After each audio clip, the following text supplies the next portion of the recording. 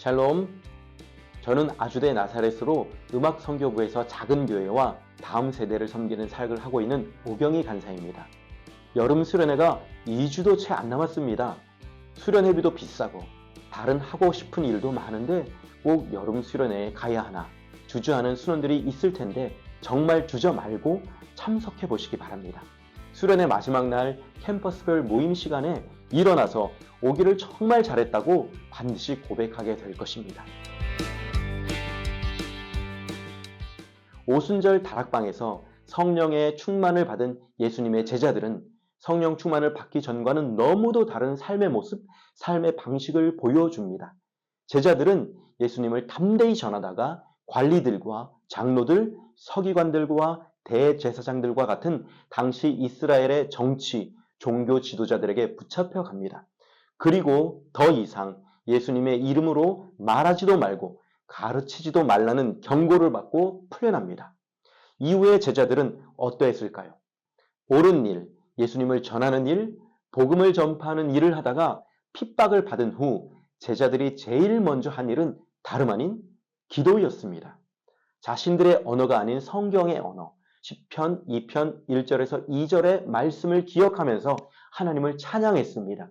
예수님이 십자가를 지고 죽으신 것과 자기들의 핍박받는 상황이 모두 주님의 계획 안에 행해진 것임을 기억하며 기도로 아뢰입니다. 제자들은 더 이상 인간의 시각과 환경에 휘둘리지 않습니다. 그들은 하나님의 말씀이라는 안경을 통해서 현 상황을 봅니다. 이 모든 상황 가운데서 역사하시는 주인 되신 하나님께 간절히 나아갑니다. 이들은 위협에 쫄거나 움츠러들지 않았습니다. 위협을 없애달라고 기도하지도 않았습니다. 그 위협 속에서도 복음을 전하기 원하시는 하나님의 뜻이 우선이기에 담대히 말씀을 전할 수 있는 능력을 달라고 간구했습니다. 성령으로 충만한 기도는 우리로 하여금 고난을 피하는 것에서 그 고난을 통해서 하나님의 뜻을 이루기를 소원하는 도전의 자리로 나아가게 합니다. 하나님을 믿는다고 해도 이 땅 가운데 육체를 입고 살아가는 우리 성도의 삶에는 여전히 고난이 존재할 수밖에 없습니다. 하지만 고난 때문에 하나님의 뜻을 행하는 것을 멈출 수는 없습니다.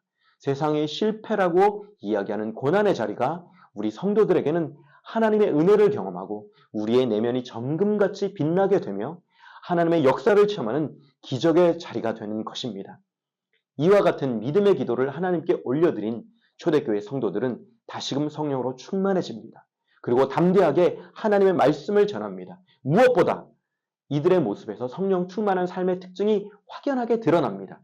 이들은 서로 교제하는 일에 힘썼으며 함께 지냈고 무엇보다 한 마음과 한 뜻이 되어 서로의 필요를 채워줌으로 깊이 사랑했습니다. 이 사랑은 이들의 삶의 방식을 근본적으로 변화시켰습니다. 특별히 각자의 재정을 자원하는 마음으로 필요한 사람들에게 흘러갈 수 있도록 내어놓았습니다. 그 결과 그들 사이에는 가난한 사람들이 없게 되었습니다. 사랑과 참 신앙을 통해 이전까지 역사를 통해서 볼 수 없었던 진정한 공동체가 탄생한 것입니다. 성령 충만한 믿음은 두려움을 이깁니다.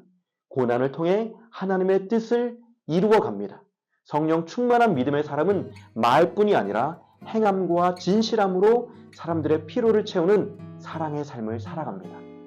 풍삼 독자 여러분, 오늘이라는 시간과 이 땅이라는 공간 속에서 고난당하는 사람들에게 가장 필요한 것이 무엇일까요? 예수 그리스도의 십자가 사랑입니다.